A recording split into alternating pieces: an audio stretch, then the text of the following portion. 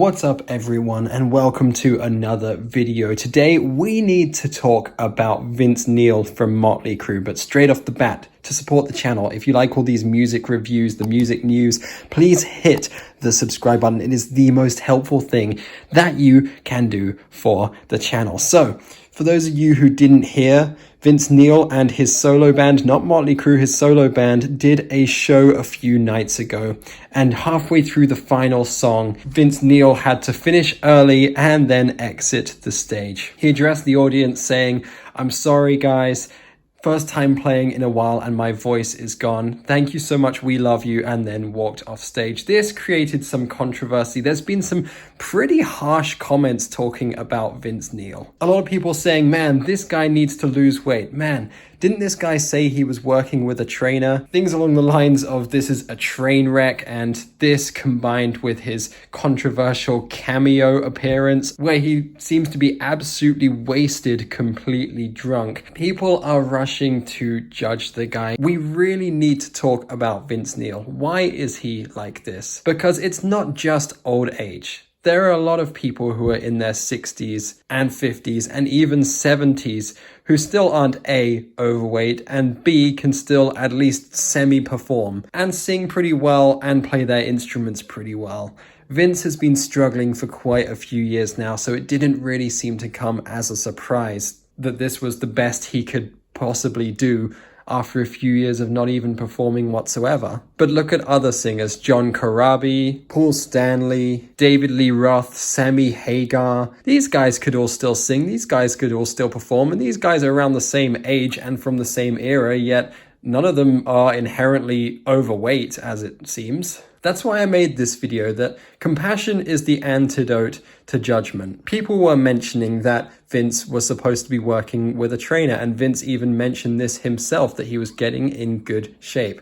Now, I myself am a personal trainer, so let me tell you, it is not what you're doing in the sessions that counts. It is what you're doing the other 99.7% of the time that you're not with the trainer. It is very likely that Vince's trainer was telling him to do something specific and Vince simply wasn't doing it. And I don't hold this against Vince. The reason being that compassion is the antidote to judgment. And what I mean by that is Vince has so much emotional trauma. Vince has been through so much in his life that it's no surprise that he still, A, either gets drunk, B, probably turns to food, C, is just not healthy in general, and D, is probably suppressing emotions via various outlets, whether that be getting drunk, whether that be overeating, whether that be a sedentary lifestyle. I wouldn't wish anyone the amount of emotional pain and the amount of emotional trauma that Vince has gone through in his life.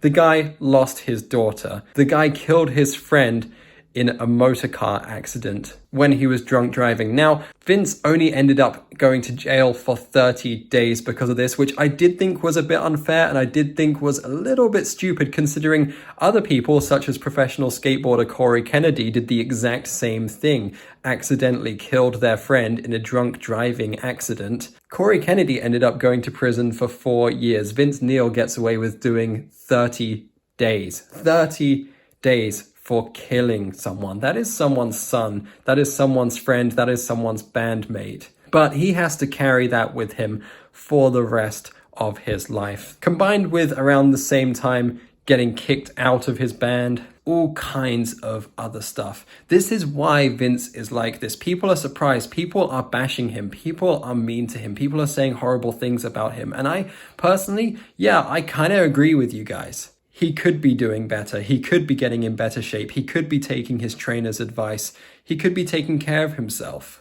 The fact of the matter is, though, the guy has so much emotional pain that no one would wish upon anyone else.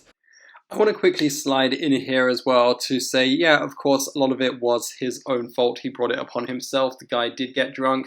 He got into drinking and partying and drugs at a very young age with his band.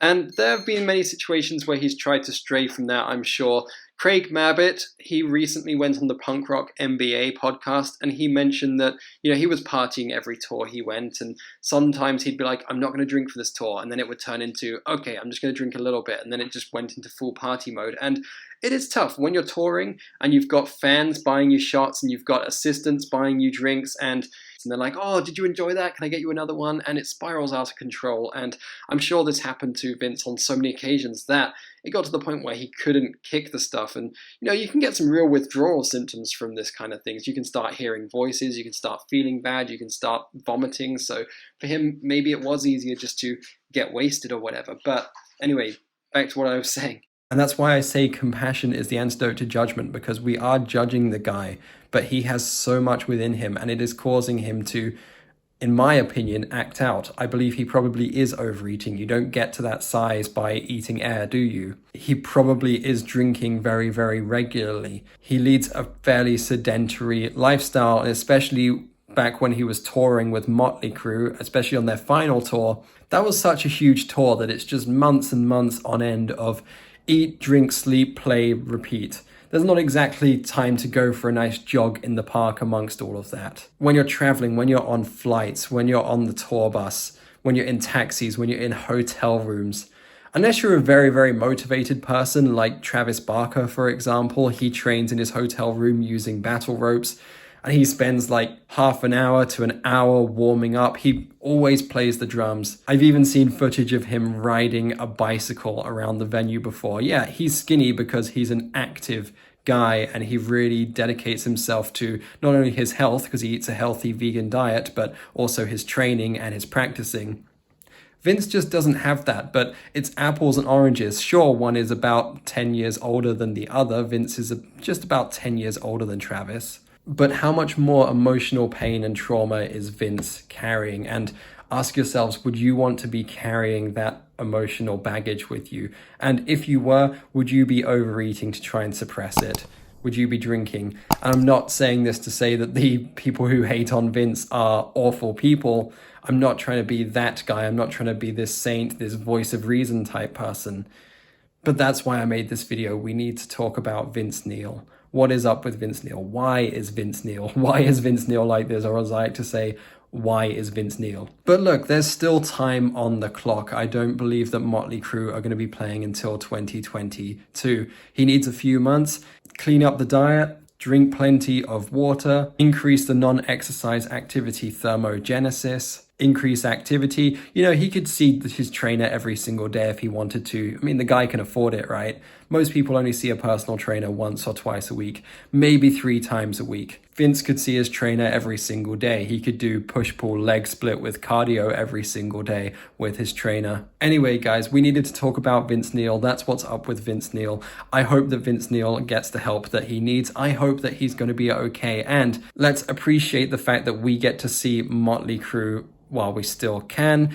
They're not going to be together forever. Every member of Motley Crue has their own thing to deal with. Nikki Sixx has had his addiction. Mick Mars has the debilitating chronic pain from his condition. Tommy Lee, I don't actually know what's up with Tommy Lee. I think he's probably pretty much okay. Although I probably wouldn't like it if a private sex tape with my wife got out there and got spread around the world, but he doesn't seem to care too much about that. But yes, it's not going to be this way forever, and who knows, maybe one day they might replace Vince. They might do what AC/DC did and just get another singer. You never know, so let's appreciate it while we still can and hope for the best. Lots of love, guys. Thank you so much, and I'll see you soon.